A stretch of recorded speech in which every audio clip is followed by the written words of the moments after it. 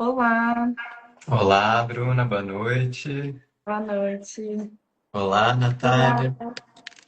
boa noite. Aí, maravilha. Estamos todos online. Então, Sim. vamos dar início à nossa live de hoje. Mais um episódio do nosso podcast Homeopatia em Foco. Meu nome é Paulo Ribeiro e eu e a Natália Ferraz somos médicos homeopatas aqui em Florianópolis e idealizamos esse podcast com o apoio da Associação Médica Homeopática de Santa Catarina, da qual eu faço parte, sou secretário. E o nosso objetivo aqui é trazer informações de qualidade, as novidades sobre a homeopatia, sobre a ciência homeopática, com o intuito de desmistificar muito, né, do que acontece, do que circula nas redes, que acaba por confundir as pessoas. Então, o nosso objetivo aqui é esclarecer a todos. E hoje contamos com a participação da doutora Bruna Fernandes, também médica homeopata lá em Goiânia. Seja bem-vinda novamente, Bruna. Obrigada, fico muito feliz com o convite mais uma vez. Obrigado. A gente que agradece o seu aceite, a sua Sim. participação em mais um episódio. Boa noite, Então, pessoal. Muito feliz de estar começando mais um episódio. então vamos lá. O tema de hoje é como é feita a escolha dos medicamentos homeopáticos. E para dar início à nossa conversa, eu vou passar a palavra para a Natália. Vai lá, Nath. Sim, então tá. Eu que tive a ideia de fazer esse episódio, na verdade, porque aconteceu de na mesma semana dois pacientes meus me perguntarem assim: Ah, depois que você escolheu o remédio, você me explica por que que você escolheu esse remédio? Eu pensei, meu Deus, vai ser um áudio de 40 minutos que eu vou ter que mandar para os pacientes explicando, porque é muito complexo. E aí me veio isso, né, de que talvez outras pessoas tenham esse interesse de entender como é feita a escolha. E talvez, pensei, que entendendo as pessoas também quebrem um pouco do preconceito, assim, porque como a homeopatia ainda é muito confundida com outras terapias, né?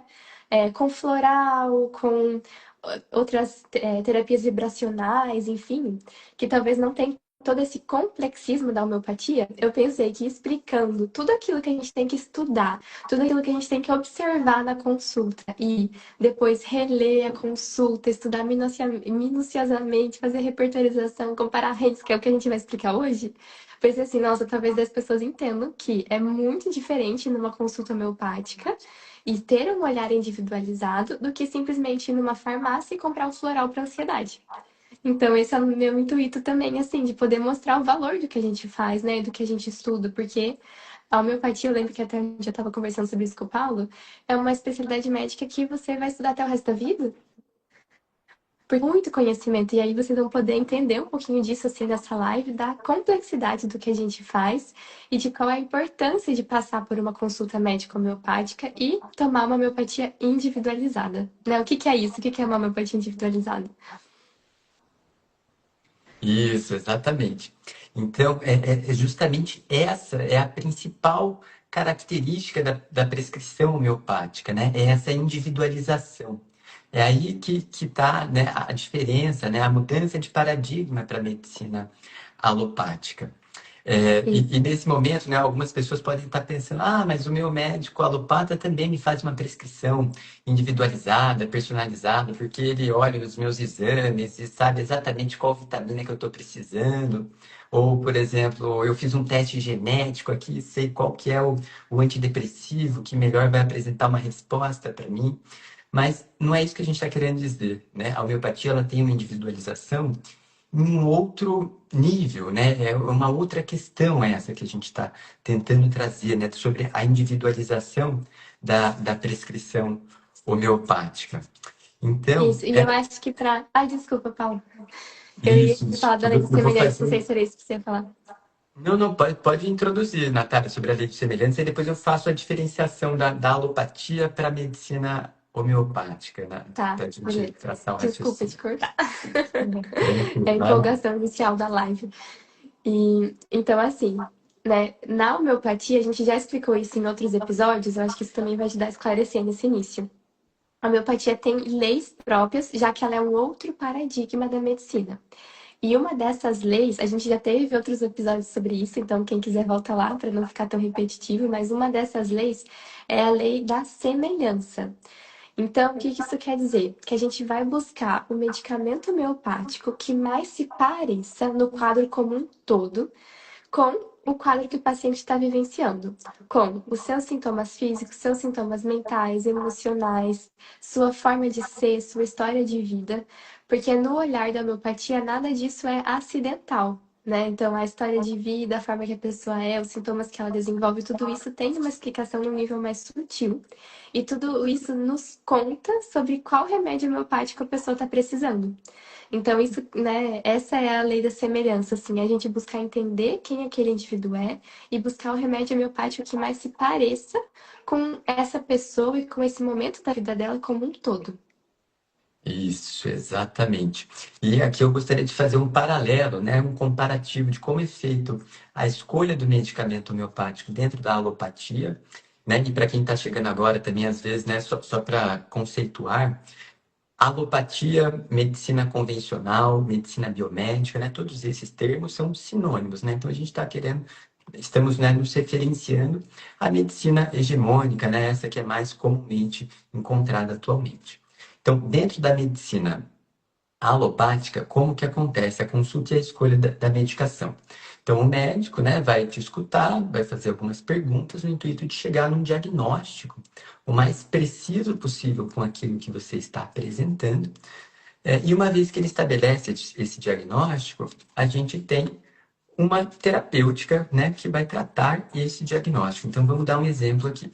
Imagina, né, que você tem uma asma, e depois de algumas perguntas ali, eu entendo que a sua asma é do tipo leve e intermitente. Então, uma vez diagnosticado com essa classificação de asma, a gente vai buscar, né, na literatura, nos estudos científicos, quais os melhores medicamentos. Existem guidelines para isso, né, que nos dizem quais são as melhores drogas para utilizar para essa condição específica. Então, é assim, né, que o raciocínio da medicina alopática acontece. Ou Para a seja, é homeopatia, protocolado, né? isso, exatamente, Natália. É algo protocolar, é algo feito através de guideline, né? E Todo já, mundo que tem a mesma asma leve intermitente vai ter a mesma medicação. exatamente. Para a homeopatia, a gente brinca, né, que quando a consulta do alopata chega ao fim, que a gente estabelece um diagnóstico, aí que para a homeopatia que vai começar a consulta, o processo, né? Porque o diagnóstico em si não existe, por exemplo, um tratamento para asma, né? Que foi o nosso exemplo, para asma leve intermitente. Por quê? Eu posso ter uma asma leve intermitente, mas né, a minha crise vem, por exemplo, à noite, quando eu estou deitado, às 3 da manhã, eu sinto uma sensação de opressão no peito e me falta o ar e eu começo a tossir uma tosse seca, por exemplo. A Natália, né, no nosso outro exemplo, tem também uma asma leve intermitente, mas a asma dela é desencadeada, por exemplo, quando o tempo esfria, quando vem uma frente fria, uma chuva, ou quando ela leva um susto, ela começa e tem, né, falta o ar, vem uma sensação de que vai desmaiar, por exemplo. Ou seja, a gente vai dar um medicamento diferente para cada um deles, porque a gente faz essa individualização. Então, é isso que a gente busca na consulta homeopática, né? São essas peculiaridades de cada caso. Exato. Isso. E como que é, né, que a gente vai fazer essa escolha? Eu gosto de dar exemplos também, igual o Paulo deu. Pro homeopata, o paciente, é como se fosse, todo mundo aqui já montou um quebra-cabeças, né? É como se chegasse o paciente ali, ele é um jogo de quebra-cabeças, mas a gente não tem a caixa para ver o resultado final. Então, o paciente vai contando para a gente o que ele sente e a gente vai montando essas pecinhas até encaixar e ver qual é a imagem do paciente. E essa imagem que eu estou falando vai ser o medicamento que ele vai precisar. Então, chega o paciente, para o homeopata, a gente precisa do máximo de detalhes, igual o Paulo citou. Então, às vezes ele acha assim, nossa, às vezes ela nem quer saber isso. E eu falo, não, me conte, porque eu preciso saber do máximo de detalhes que o paciente tem. Então, ele precisa me contar os sintomas que ele tem e eu vou querer entender o que que melhora, o que que piora. Quando tem algum horário que você vê que é mais frequente, E para além dos sintomas, eu preciso saber mais quem é esse paciente. Quem é essa pessoa que está com essa doença? Então, o caso da asma. Tudo bem, você tem essa asma, mas me conta, quando essa asma começou, o que estava acontecendo na sua vida? Isso para a gente é muito importante. Como que era a vida da pessoa até chegar nos dias de hoje? Como ela reage aos acontecimentos da vida? Então, para a gente é importante se é um paciente que guarda mágoa, remói, ou se ele é aquele paciente que se posiciona e enfrenta.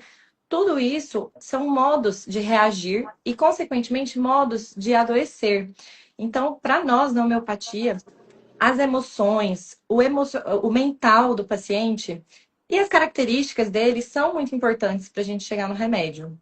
Então, a gente precisa de uma boa consulta. Por isso que a Natália até falou, não adianta você ir na farmácia de homeopatia e falar, eu tô com asma, me dá um remédio. Nossa, porque são muitos medicamentos disponíveis. Na homeopatia existem milhares, mais de 5.000 remédios. Então, a gente precisa dessa consulta para identificar os sintomas que você tem, as características que você possui, para a gente encontrar esse remédio. Então, além desses sintomas, dessas características, o homeopata sempre tem que estar atento também ao que a gente chama de sintomas raros, estranhos e peculiares. O que é isso? Se você tem uma enxaqueca e você fala, minha enxaqueca piora com a claridade, piora com o barulho, me dá náuseas. Isso é comum, isso é o normal, assim, o que a maioria vai ter. Agora, se você me fala que a sua enxaqueca melhora quando você fica numa claridade, num lugar barulhento, opa, o homeopata vai falar, ó, isso aí é estranho, é diferente. Então, a gente, durante a consulta, a gente vai ouvir tanto os seus sintomas comuns, as características, as modalidades, quanto ficar atento ao que te deixa único. O que torna você único? Quais são suas peculiaridades? Tanto dos seus sintomas quanto do seu jeito de ser. Então, outro exemplo bobo, né? Nossa, doutora, quando eu fico triste, me dá uma vontade de chorar. Isso é comum. Agora, se você me fala que você tá triste, te dá vontade de sair correndo, correr uma maratona, eu vou falar, opa, estranho, diferente. Então, a gente sempre tem que estar atento a isso, porque é isso que vai nos guiando na procura do remédio. Então, a Bruna, gente vai só vou te montar. interromper um pouquinho para falar Claro. ainda do sintoma raro estranho peculiar, antes de você sair disso. Para trazer para os pacientes o quanto que é legal, porque para nós, homeopatas, o que mais importa é o que é raro, estranho e peculiar, que é o que menos importa na medicina convencional. E quantas pessoas não têm um sintoma que, tipo assim, não cabe dentro de diagnóstico nenhum, não tá em exame nenhum, é super estranho, tipo, um médico convencional vai olhar para aquele sintoma e vai falar, cara, o que que eu vou fazer com isso? Não serve para nada. E para nós, é tipo, cara, esse é o ouro da nossa consulta, esse é o que mais vai nos guiar pro seu remédio perfeito, sabe? Então, eu fico pensando, eu nunca esqueço um dia que eu tava na faculdade ainda, mas eu já sabia que eu queria ser homeopata, e daí eu tava no estágio, assim, do hospital, e a paciente falando assim pra mim, nossa, eu tô, tipo, com uma gripe, só que é tudo do lado esquerdo. Tipo, e aí ela ficava dando muito ênfase nisso. É só esse ouvido, é só esse nariz, é só, tipo, aqui nesse tórax que dói, é só do lado esquerdo.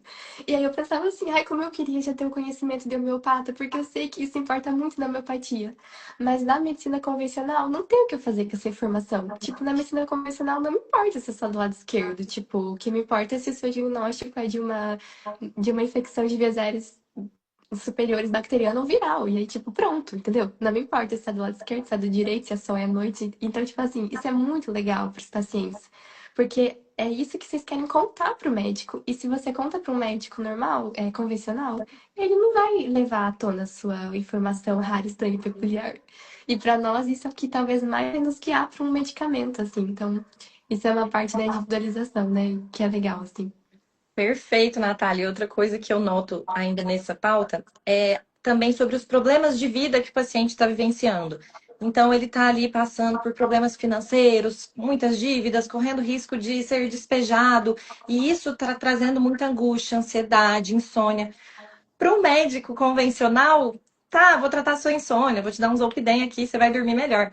Para a gente é muito importante, a gente quer saber o que está acontecendo na vida dele e como É, isso está afetando ele. A gente vai conseguir ajudar nisso, nesse é. ponto. Então, é um medo de ser despejado. Isso para a gente tem muito valor. Então, isso também eu acho muito legal, que eu via muito na faculdade também. Os médicos, assim, impacientes para ouvir a história de vida. Ah, brigou com a cunhada e isso deixou ela mal. Pra gente é importante, eu quero saber da É, briga com a cunhada. sim, exato. Então, a gente vai pegar esses sintomas, igual eu falei, né? Tanto do. E outra coisa que acontece, o paciente chega até mim com uma enxaqueca. E aí eu vou perguntando além, né? Vou querer saber, porque além da queixa principal, para a gente identificar esse remédio, a gente também tem que saber do restante do organismo, porque a gente compreende o adoecimento do seu organismo como um todo, né? Então você está com enxaqueca, mas como é o seu apetite, sua digestão, como que está o seu sono?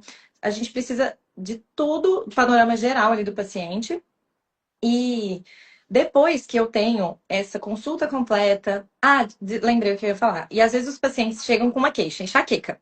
E aí ela começa a falar: não, doutora, eu tenho também insônia, mas vamos, assim, pode ser. Eles acham que eu vou conseguir resolver uma coisa só. Então, porque geralmente vai no gastro, resolve a questão do estômago, vai no neuro, resolve a questão da enxaqueca. E eu falo: não, eu vou querer te ajudar em tudo. Eu quero ajudar você no seu desequilíbrio. Eu quero que tudo equilibre. Então, eles ficam também surpresos de entender que a gente vai englobar o todo, né? Então, a gente Exato. pegou os sintomas, compreendeu o paciente. Tá, tenho todas essas informações. Como que eu vou achar o remédio, já que eu falei que são milhares de remédios? Para isso, os homeopatas precisam ter um grande conhecimento da matéria médica. A matéria médica são os remédios mesmo, a descrição dos remédios, o que eles atuam em cada parte do corpo. Então, o homeopata tem que ter esse grande conhecimento dos remédios. Mas mesmo assim, são 5.000, mais de 5.000 remédios. Então, ninguém tem tudo isso gravado. Então, existe uma ferramenta para nós homeopatas que se chama repertório. Antes, o repertório era totalmente manual. Então, era um livro que você vê lá os sintomas e os remédios. Hoje em dia, a gente tem ele digital. Então, antes tinha que fazer tudo manual. Você tinha que ir anotando, fazendo a soma. Hoje, a gente tem repertórios digitais que auxiliam. Então, é basicamente uma busca, como se fosse um catálogo. Você vai colocar ali esses sintomas que a gente citou, raro, estranho, peculiar, sintomas emocionais, e a Natália vai dar um exemplo daqui a pouquinho de como é uma repertorização. Então, a gente vai jogar os sintomas e vão aparecer ali os remédios que englobam essas características. E não só, vou pegar o que mais pontuou. Não, o homeopata ainda precisa rever os remédios mais bem pontuados para ver se realmente se assemelha ao quadro total do paciente. Então, é um trabalho muito amplo, muito cuidadoso e detalhado. Por isso que é importante que você tenha um homeopata para te guiar, para te tratar, para te medicar. Então, eu acho que é Quer que eu dê o basicamente. exemplo, Bru? Pode dar. Tá, então eu vou explicar. Então a gente vai. Essa é a primeira parte, né? A gente vai adentrar um pouco mais, assim. Mas a primeira parte da nossa tarefa no pós-consulta é fazer a repertorização, que é a gente vai pegar os sintomas do caso e vai transformar ele em rúbricas repertoriais, que a gente chama. Né? Então, eu vou ler uma repertorização, assim, de uma paciente antiga minha, só para vocês entenderem um pouco. Então, ó. Ele é dividido por sintomas, então, por sistemas, perdão. Então, é o sistema da mente, das extremidades, do fígado, do gênito urinário, enfim, dividido por sistemas. Então, exemplo, mente, medo de doença iminente. Então, olha, o paciente tinha medo de uma doença iminente. Mente, ansiedade acerca de sua saúde. Extremidades, dor na mão, de manhã agrava. Extremidades, dor na mão, pressão melhora.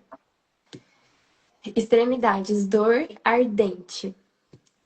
Cabeça, dor de cabeça, né? Cefaleia, antes da menstruação. Generalidades, fraqueza. Generalidades, fraqueza por falta de sono. Então, assim, a gente vai indo e aí vocês vão vendo quanto que a gente vai detalhando. Mente, hipersensível quando houve crueldades. Mente, histórias horríveis afetam-na profundamente. Mente, ansiedade após ouvir crueldades. Aí, generalidades. Comida e bebida gordurosas agravam. Aí, cabeça. Dor, né? Dor de cabeça. Dolorida, como se tivesse batido a cabeça, né? Como se tivesse uma contusão. Dor de cabeça, região occipital, noite agrava. Genitais femininos, menstruação dolorosa. Aí, mente, falta de autoconfiança. Mente, amor pelos animais. Dente, ranger dos dentes da noite. Extremidade, sensação de choques. Extremidade, sensação de corrente elétrica. Então, olhem quantos sintomas a gente consegue pegar, né? Quão detalhados são esses sintomas.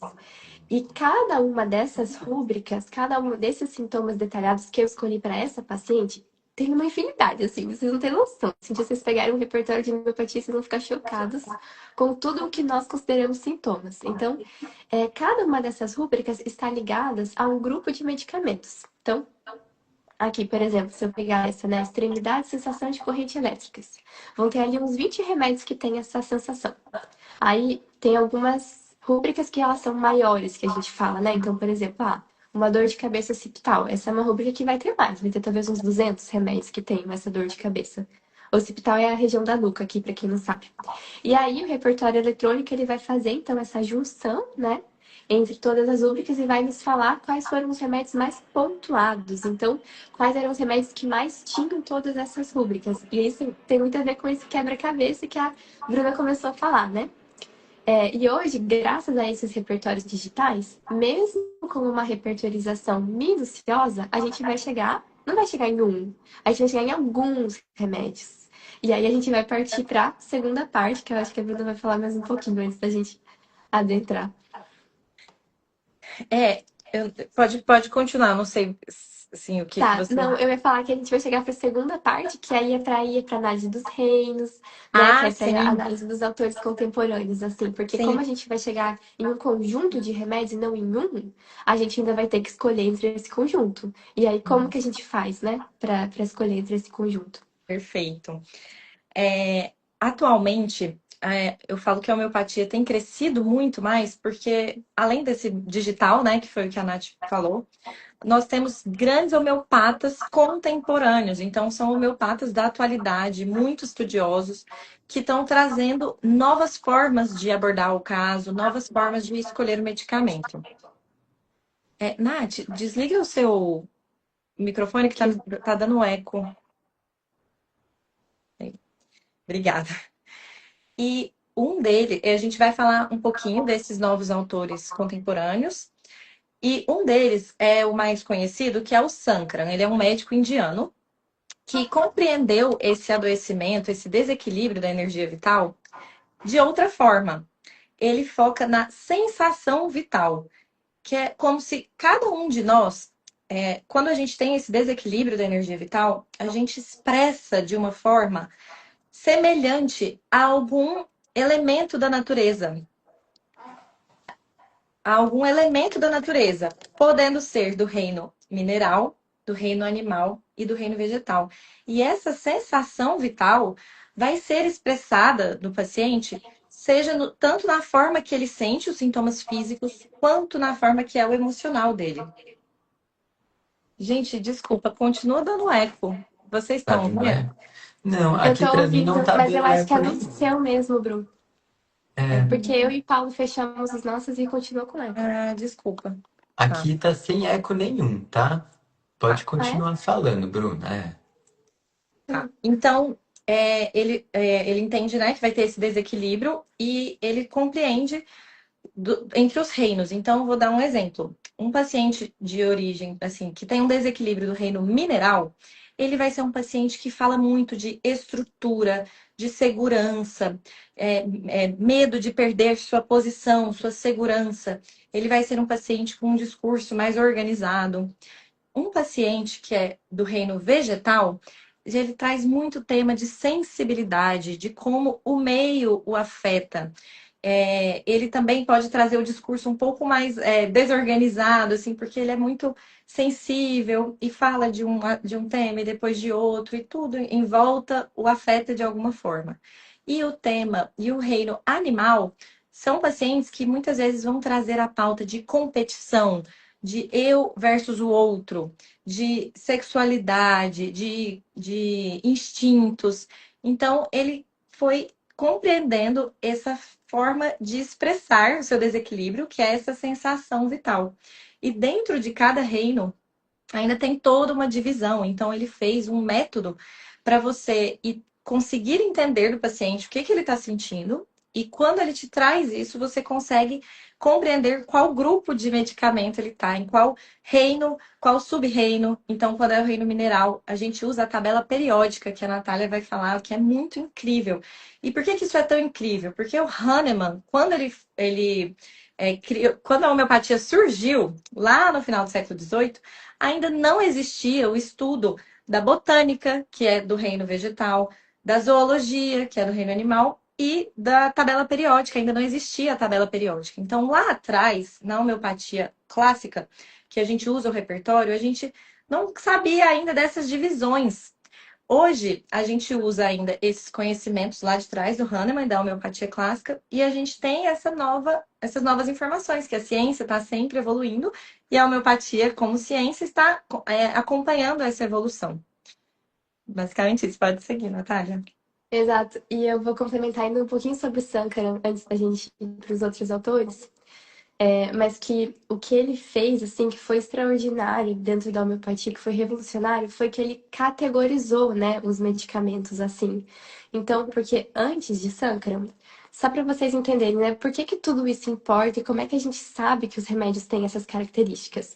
A gente sabe graças à experimentação que fizeram medicamentos e que fizeram registros muito minuciosos dessas experimentações e também pelos casos curados com esses medicamentos. Então, os autores mais antigos, desde a época de Hahnemann, eles experimentavam as substâncias e eles tinham grupos de experimentadores que registravam tudo, registravam como é que ficava o humor, quais que eram as mudanças que eles sentiam na forma de ser, como eram os sintomas.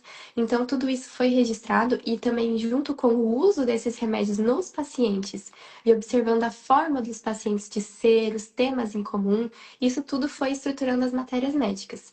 Só que antes dos autores contemporâneos, isso era tipo, cada matéria médica é uma. Então, por exemplo, no reino mineral, que hoje em dia a gente sabe que tem as características do reino. Não, antes eram só remédios, digamos assim, largados, entre aspas, né? E aí você tinha que, tipo, ir um por um, ler a matéria médica de um por um para saber qual é o do seu paciente.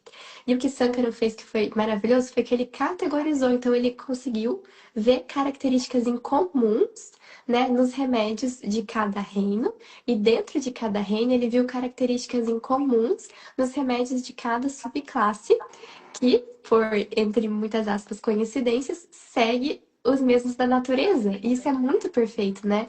Então, as características dos remédios, isso a gente já sabia pelas matérias médicas. Antes de existir a tabela periódica, a gente já sabia quais eram as matérias médicas daqueles remédios específicos.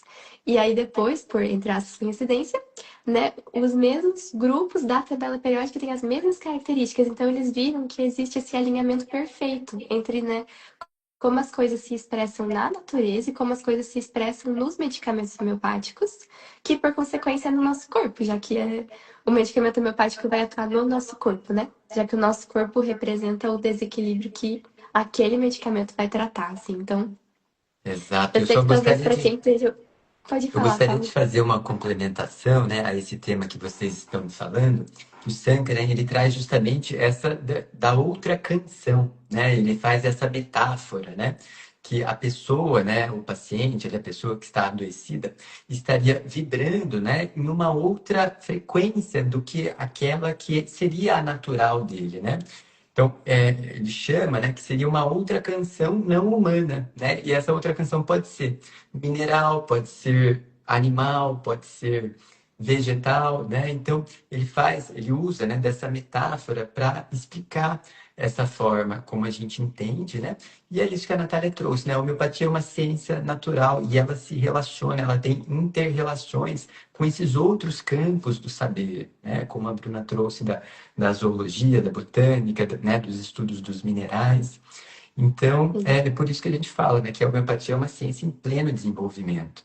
Atualmente, né, se qualquer um daqui, né, for fazer uma busca no PubMed, que é uma das maiores bases de dados de estudos científicos, né, e procurar lá por homeopathy, né, homeopatia em inglês, vai ver, né, uma linha assim ascendente, exponencial do número de pesquisas que têm sido feitas ultimamente.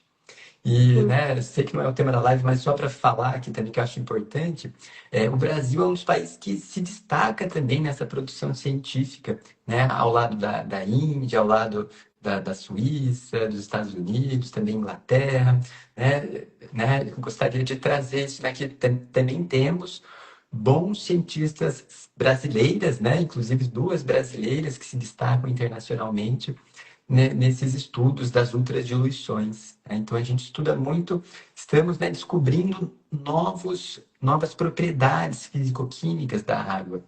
E por isso, né, entendemos essas interrelações que ela tem com os nossos adoecimentos.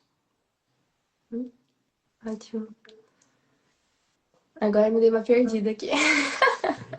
Acho que você falaria do Schouten agora? Isso, se quiser Sim. falar do Se show. Eu você queria quiser. falar mais uma coisa do Sankara, eu tô tentando lembrar o que que era. Mas eu, enfim, acho que eu vou pro show. Já que Então vem. tá. Bom, se voltar, eu trago de novo. Então, o Sankara, ele foi o pioneiro nisso, né? E aí a gente vai ter outros autores contemporâneos que agregaram conhecimento a essa categorização dos reinos de Sankara. E um deles é o Schouten, que ele fez um estudo muito aprofundado na tabela periódica, então nos medicamentos do reino mineral, né? E agora até lembrei que eu ia falar antes, já vou aproveitar e já vou falar. Que a Bruna trouxe esses exemplos, né, do que a gente vai observar na consulta para saber se o paciente ele tá num desequilíbrio que está mais sintonizado com o reino mineral, vegetal ou animal. E mais além, né, dos temas e das palavras que ele traz, o Sankara nos ensina assim a tentar investigar e chegar nessa sensação mais profunda do paciente, que é uma sensação que ela não é necessariamente racional. Então, é, quem já fez uma consulta de homeopatia, e eu imagino que a Bruna e o Paulo façam a mesma coisa, é muito comum que durante a consulta talvez a gente peça para fechar o olho, para tentar, tipo assim, se conectar com a sensação que você está sentindo, que não é o sintoma, que não é aquilo que a mente explica, é a sensação. Porque é nesse nível mais profundo que começa o desequilíbrio. E aí a gente descobre umas coisas assim que, nossa, são lindas de ver, né? Quando a gente fecha o olho e dá uma mergulhada assim, talvez para o paciente aquilo ele pense, nossa, mas meu Deus, como que numa consulta médica isso importa para o médico, né? Mas importa porque essa sensação central vai me guiar muito para entender, tipo assim, de com qual conexão que isso tem. E como vocês viram, eu vou só contar um exemplo que me veio agora, assim, porque, nossa, foi muito lindo, foi um caso que a paciente respondeu muito bem. Que além, a gente vai fazer tudo isso, né, da repertorização, ler matéria médica, mas eu fui mergulhando na sensação dela, e eu sei que é difícil para os pacientes quando a gente faz isso, assim, não é fácil olhar para esse nível mais profundo. E aí, no fim, ela chegou numa sensação que ela se sentia engaiolada, muito engaiolada, assim. E aí eu fiz a repertorização, fui estudar, e eu cheguei num remédio que foi feito com a pena de um pássaro que vive engaiolado. E aí eu dei para ela esse remédio e ela melhorou muito das queixas dela.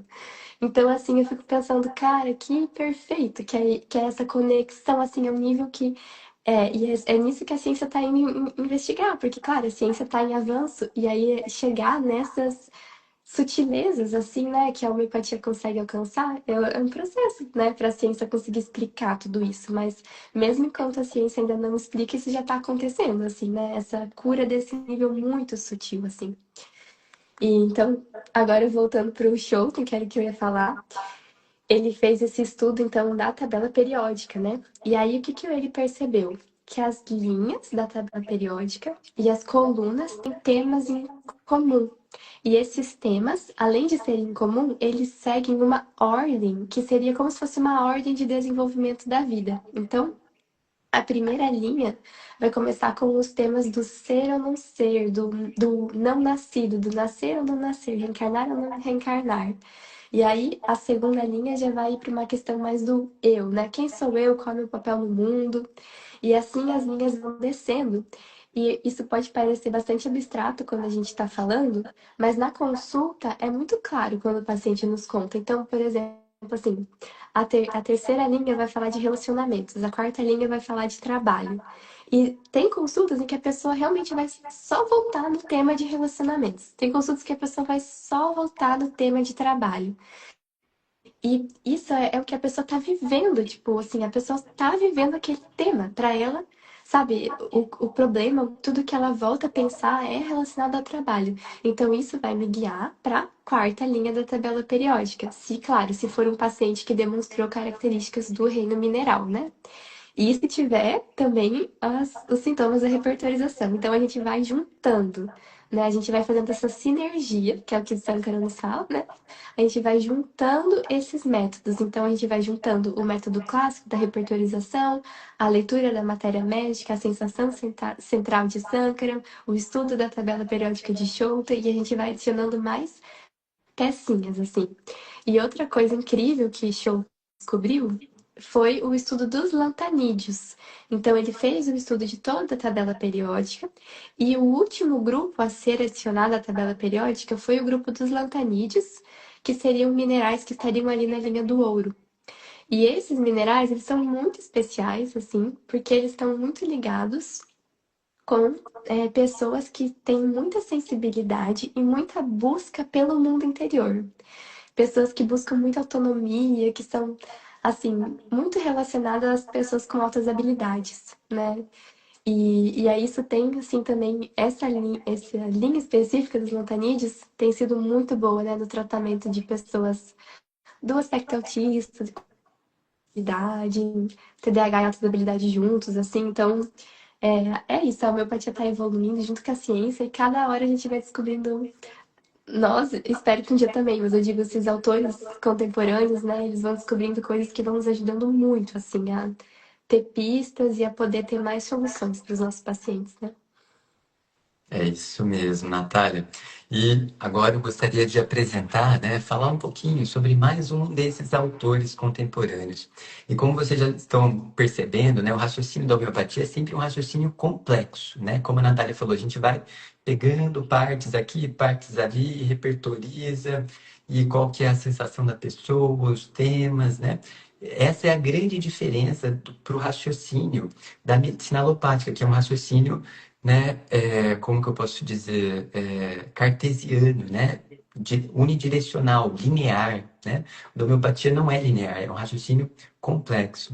E esse autor que eu vou falar agora, que chama-se Massimo Mandialavori, ele é um italiano que também utiliza, né, dessa teoria da complexidade para fazer as suas prescrições. Ele tem bastante proximidade também com o Sankara, como que as meninas já falaram anteriormente, né? Participa da escola do Sankara direto lá também. E ele também faz esse agrupamento, né, dos medicamentos em famílias, né, de medicamentos que têm aqueles temas próximos, né?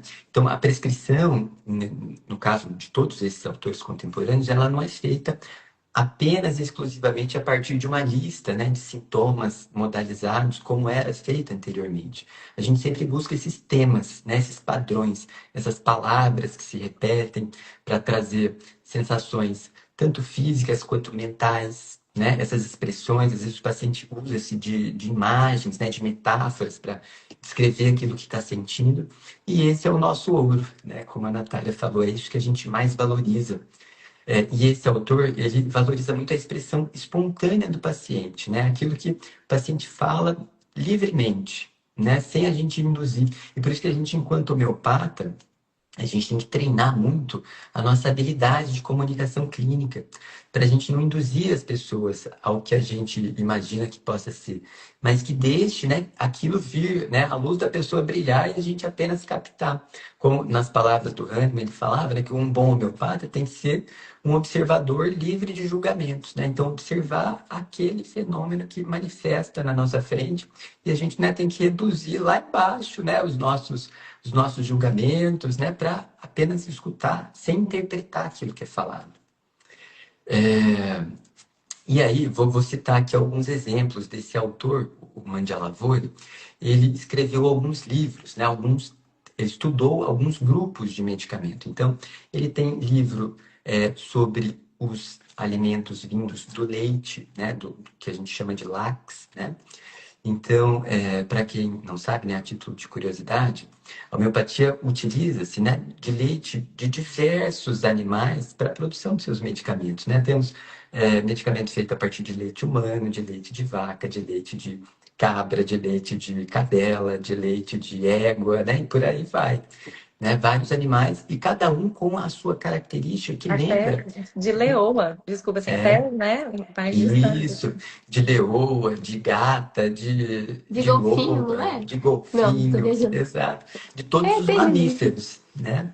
Ele juntou, né, a classe dos mamíferos e sintetizou esses medicamentos, né? Então, só, né, a título de curiosidade aqui, né?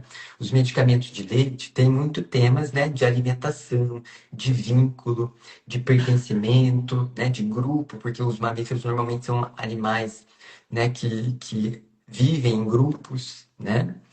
É, então, e aí cada animal desse, né, tem uma característica. Por exemplo, o cachorro, né? Vamos imaginar que a imagem de um cachorro domesticado. Então, né, os cachorros, né, o, a matéria médica do lac canino tem os sintomas, né, de, por exemplo, ser submisso, de ter um apetite canino, que a gente fala, né, que a pessoa come muito e bem rápido. Mas também a pessoa, apesar de ser submissa, de ir engolindo, engolindo, às vezes tem explosões de raiva, assim, né, ataques de fúria. Por exemplo, né, são características, né? Aí se a gente for pegar, por exemplo, características do lac felino, que é da gata, né? O gato é um animal mais independente, mais autônomo, mais na dele, né? Então, tem isso na característica do medicamento, né? Então, a pessoa vai chegar trazendo essas questões para a gente e isso nos vai arremeter a esses grupos de medicamento, né? E aí, a título de curiosidade, seguindo aqui, temos esse mesmo autor fez um livro sobre os insetos, né? E aí de maneira, né? Os aracnídeos, por exemplo, né? Ele traça perfil desses medicamentos. Dos répteis, ele também escreveu bastante, né? Então, temos um grupo de medicamentos só de serpentes, até de T-Rex, né? A gente tem medicamento também, feito a partir do fóssil do Tiranossauro Rex. Então, é isso, né? A homeopatia está se desenvolvendo a um nível muito bonito de se acompanhar nesses últimos tempos, né? E aqui, uma outra autora contemporânea que eu gostaria de trazer é a Mikal Yakir.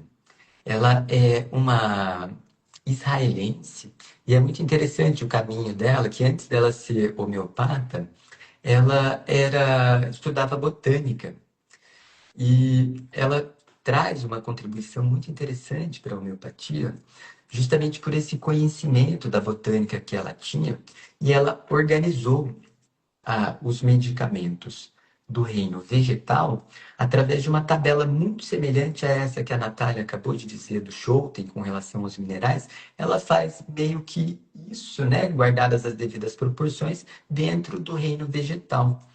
Então, né, ela separa lá por monocotiledôneas, dicotiledôneas e vai justamente fazendo essa mesma progressão a partir das etapas do desenvolvimento que a pessoa está, né, das etapas né, se ela está.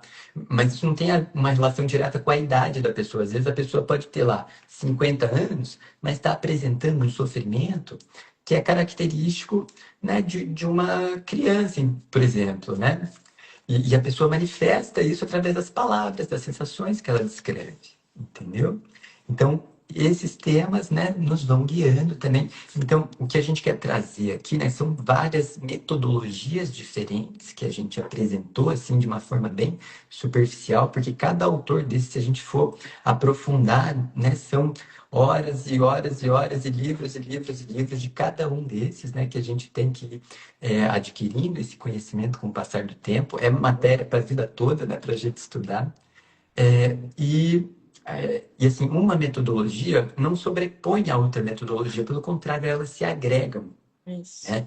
Então, Sim. quanto mais conhecimento a gente tiver, mais apto a gente vai estar para utilizar uma metodologia ou outra, a depender da forma como o paciente se expressa, né? Então, tem pacientes Paulo, que e eu dificilmente a acho. gente vai chegar aquele núcleo do sentimento mais profundo, né? Diga, Sim. diga. Pode falar, Bruna, vi que você queria falar também. Não, pode falar, que depois o meu vai ser Tá. um outro. É que eu ia falar justo de algo que eu vi que você compartilhou esses tempos, que eu achei que é, nossa, muito interessante mesmo, que as pessoas não devem imaginar. Tudo isso que a gente trouxe, né? Que existem vários como que divisões dentro da homeopatia. Então, vão ter homeopatas que vão ter um olhar mais voltado para homeopatia clássica só da repertorização, vão ter homeopatas que vão seguir mais a linha de Sankaran, vão ter homeopatas que vão seguir mais a linha de Choutran. Então, mesmo dentro da homeopatia, existem formas de atuar, né? Então eu sei que tem pessoas que devem olhar e pensar, homeopata é tudo a mesma coisa, né? Tipo assim, já fui em um, já sei como é. Mas na verdade, mesmo dentro da homeopatia, você vai ter várias diferentes experiências com diferentes homeopatas, porque cada um pode seguir uma linha que vai tanto mudar a forma que ele faz a consulta, como vai mudar a forma como ele vai fazer a escolha do medicamento. Então, talvez se dois homeopatas, assim, que seguem linhas diferentes, estejam vendo o mesmo paciente, contando a mesma história, talvez eles cheguem em remédios diferentes. Era isso que eu E ia falar para os pacientes saberem que eles é, podem tentar mais uma vez. Muita gente fala, ah, tentei homeopatia, não é para mim. Tentam uma vez um remédio. E igual a gente falou, é tão complexo e tão grande as possibilidades que a sim. homeopatia vai te ajudar, né? De alguma forma. Sim, às vezes você só tem que tentar mais um pouco. E às vezes o que acontece é que os próprios pacientes, como é algo tão diferente, né, como vocês estão vendo a nossa explicação, às vezes os próprios pacientes eles têm dificuldade na primeira consulta de acessar esses lugares, né, de trazer as informações que são valiosas para nós, porque eles estão muito acostumados com as consultas convencionais. E a gente fala que às vezes o primeiro remédio, mesmo que ele não seja o similium, que é o mais semelhante, que vai realmente trazer aquela cura, tipo, rápida e tal, talvez esse primeiro remédio vai abrir o caso que a gente fala. Então, esse primeiro remédio talvez vai trazer ali na ação sutil do remédio, vai trazer talvez mais consciência para o paciente ter mais percepções no corpo, conseguir acessar esses níveis mais sutis, ou então talvez algumas curas de sintomas mais superficiais e mostrar outros sintomas que estavam mais profundos e que esses sim vão nos indicar qual é a sensação central do paciente. Então, assim, como a homeopatia é uma terapia tão complexa, eu acho muito injusto a pessoa que tentou uma vez e já desistiu, sabe? Você tem que tentar pelo menos por um tempo, assim, pra realmente ter uma experiência válida, né? Com certeza, e mesmo dentro da alopatia, né? Nem sempre, a maioria das vezes não é no primeiro medicamento que dá certo, É, e muitas vezes a pessoa exato. toma esse medicamento por anos e continua se E sentindo mal, volta e lá, troca Exato. vários, né? Então é isso, somos seres complexos, né? Todos É, nós. E a gente, homeopatia exato. considera isso, né? eu queria É. só, como a minha parte era de explicar o remédio, eu queria trazer uma questão que é ir para nenéns, porque eu falei que a gente Ó, pergunta tudo do paciente, tem que saber as características. E o meu nenenzinho, que ainda nem tem uma personalidade formada. Então, nesses casos, é muito importante o relato da gestação, da mãe.